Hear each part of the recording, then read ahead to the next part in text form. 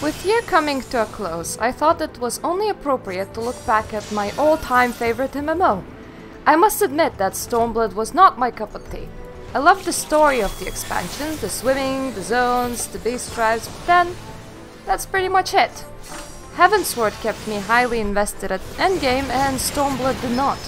I realized that this is not the same for everyone, so this is just my personal wishlist when it comes to Shadowbringers. My number one wish is long-term engaging and rewarding activities for casuals that do not feel god-awful to do. In Heavensward we had the Diadem, Palace of the Dead, treasure maps and the anima. Out of those listed activities outside of the anima, each one of them was introduced to the game for the first time. There was a wonder of what kind of charming new side thing you'll get with the next update, even when the side thing fails, like Diadem did. Not only did the activities have the novelty of being new, but they were fairly rewarding and in some cases versatile. Stormblood gave us a lot of reskins. My most utilized content recently was Heaven on High. Heaven on High does not feel innovative enough to stand on its own 2 feet, so I would like to call it Palace of the Dead 2.0. Palace of the Dead 2.0 takes longer to get a weapon from, gives less XP, and you need 6 runs of it to get one materia 6, which due to high drop rate from dungeons will net you about 20 to 30,000 gil, as opposed to what materia 5 was worth in Heavensward. Palace of the Dead 1.0 update tanked materia prices from 1 million gil to about 200-300,000 or so. However, it made for a reliable way to make money and get materia. Heaven on High also cut the floors from 50 to 30 and is letting you restart the last 10 floors over and over and over again. It would be an okay update as it allows you to skip previous floors. However, that means that nobody, for any reason, does floors 11 to 20, creating of an issue where new players can't get into it. However, the real question is it even worth it for the new player to get into it? Diadem got replaced with Eureka, aka mandatory Diadem if you want to get your relic weapon, with far less organized farming to spawn mega bosses, with less ability to just enter and chill while gathering with other people, and more waiting on fates. This content has single-handedly made me quit Stormblood, and it was that awesome, and judging from recent interviews with the developers, not only are they aware that this appeals to a very niche audience, they are happy with how it performed, which is worrying. Last we come to treasure maps. The only thing wrong with current treasure maps is the fact that they're practically a carbon copy and a reskin of Heavensward's treasure maps. Actually, this would be a good sum up as to why Stormblood casual content felt so dry for me. It was grindier than Heavensward's, felt less rewarding than Heavensward's, and offered no novelty of being new. It was what we have already seen, but in another package. Biggest staple of Final Fantasy XIV is its stability. However, while the 3-month stable update pattern with either an 8-man or a 24-man raid with more story and a new trial is nice, I feel like side content could have used a lot less Eureka and a lot more imagination. I couldn't even tell that Realm Reborn was lacking in side content and imagination, considering that it gave us housing, gold saucer, and the Manderville. Point number 2. This is a rather minor thing in comparison to the point number 1, however it really annoys me that not all Realm Reborn mounts learned how to fly. There has been a distinct lack of interesting soundtrack in any mount that's not a Chocobo and not a Primal mount, which is why it's upsetting that my Realm Reborn ponies cannot fly. Alternatively, let me pick any music on any mount provided that I had said soundtrack unlocked on a different mount. Or better yet, if possible, do both. I mean, it's not like you need a lot of new flying mount animations or have unique models or anything. T-Rex and Elephant just kinda hovers in the air. That's all I need my primal pony to do, I swear. Third point is a big one again. More interesting battle music and arena choices, please. Alexander felt very grand due to the whole arrival to the arena process and the scale of the arena itself. Don't get me wrong, the arena is still a circle or a square, but you have a whole city as a backdrop and you navigated some of it to get there. With Omega, you teleport directly to the battle arena and oftentimes it feels almost claustrophobic. Sure, you can see the remains of a Greek temple floating around me here, but it all seems very much like uniform squares. There's no grandness, there's just void. And nobody said that they can't do a mighty backdrop, nor that Omega is obliged to throw us directly into the battle arena and not at the entrance to the place hosting the battle arena. Nobody said that it has to be as it is. That's just what developers chose. I mean, wouldn't this be better if you had to enter this huge Greek-looking arena with a wonderful sky drop, and you're there and you're in a temple and you knew that you entered a temple and now the boss is. The same thing can be said for music. Music loops way too fast and is fairly unimaginative.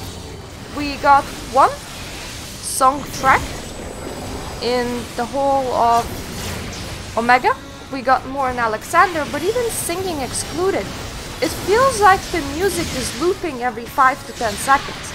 If the full orchestrated loop was a minute or two long, it would actually be a lot more reasonable, because instead of hearing the same thing loop 200 times, you would hear it loop 4 or 5. I have no idea how this feels on Savage, but just being in there on normal for 8 minutes was really enough for me. If I had to be rating this for 3 weeks, let's say 6 to 8 hours a week, I would have switched my music off entirely altogether. And it's sad because that is one of the big parts as to what made both Coils and Alexander so good. The sad thing about this as well is the developers were given the complete freedom to do anything that they wanted with Omega, and they went with nostalgia route, and even then they didn't bother with the details. They didn't bother with environments, making them sufficiently grand and detailed. They didn't bother with doing that much to the music. It felt like a trip down the memory lane that got lazy.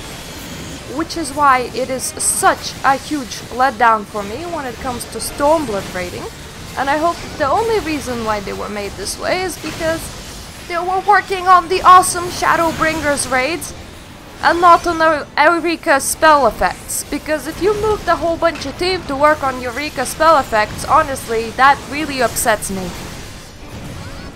And one last thing is, normal modes of Omega do not get a second stage. They all are one-stage boss fights, which honestly does not make you want to enter Savage, because they don't seem interesting. And the Savage is the one that exclusively gets the second stage, especially of some big key point battles. But honestly, I never wanted to go and bother seeing them, because Omega didn't interest me to begin with, because it didn't catch my attention. If I wasn't forced to do the normal mode, maybe I would have only seen the Savage mode, because everyone's forced through the normal mode. It's not helpful to have one-stage fights. 4 point is a smaller point again. I wish we had an interface like World of Warcraft when it comes to pets and mounts. World of Warcraft shows your uncollected pets and mounts as grayed out, making you able to preview them and giving you a location as to where they dropped from. I feel like from a casual point of view, this highly prolongs the lifetime of both content and the game itself. I know that there are sites that I could visit where I could check what drops where, but that's far less enticing than seeing what I'm missing clearly defined inside the game. And it's not like this is new technology to us. I mean, look at our gathering logs, look at our sightseeing logs. That is exactly what they're doing. They're telling you how much you're missing and a vague location as to where. 5. I hope that the game will provide me with better glamours. I just realized that I spent most of Stormblood wearing Mock Station armor.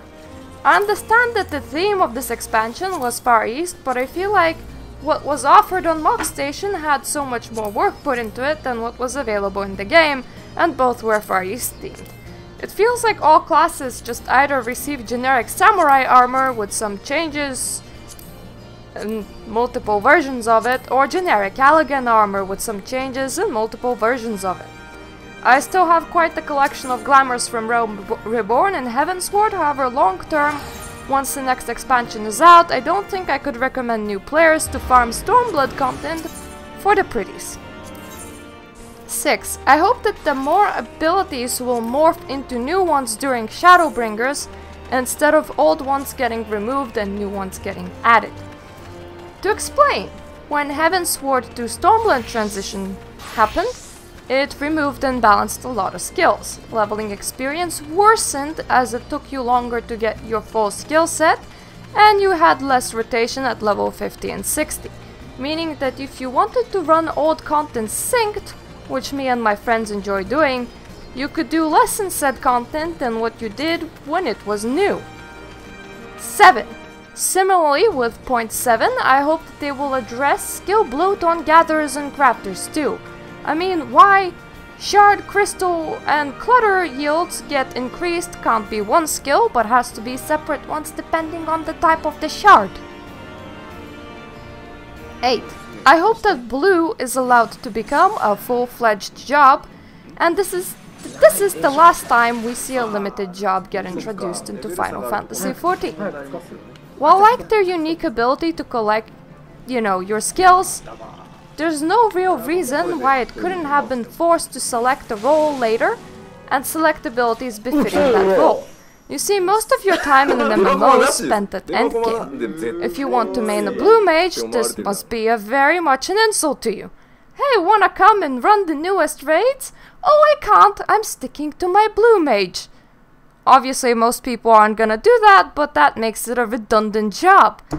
However, even if you wanted to do something as simple as main scenario roulette for poetics, one of the few things you could do because it exists at level 50, you better have 7 friends because you're not allowed to queue through the duty finder. Assure you that while a lot of people do have 3 different buddies to run the expert roulette with, most people do not do organized main roulette runs, meaning you're likely not being able to do that. I feel like blue, content-wise, is the same as Lord of Verminion, meant to be played once and then abandoned. And it's one thing when you approach a mini-game like this, however you can't approach an iconic class like this. People have attachment to it from other games, and when this is your solution to implementing it in Final Fantasy XIV, then maybe it would have been less of an insult if it got not implemented at all. 9. I hope that during Shadowbringers we get less limited systems. I know that every game is constrained by their technical limitations. I also know that Final Fantasy XIV really released in 2010, as they didn't fully rebuild Realm Reborn, but had to work with what was already there. However, I don't see why we're limited to holding 200 items in our glamour, while for example World of Warcraft player is encouraged to collect every piece of gear to ever exist in order to unlock it in their own version of glamour. They're working with an even older architecture. It also peeves me that our servers can't handle housing for all, because the developers decided to go with physical neighborhoods rather than a private instance for every player. I think that a private instance for every player should be an option, at least as a choice.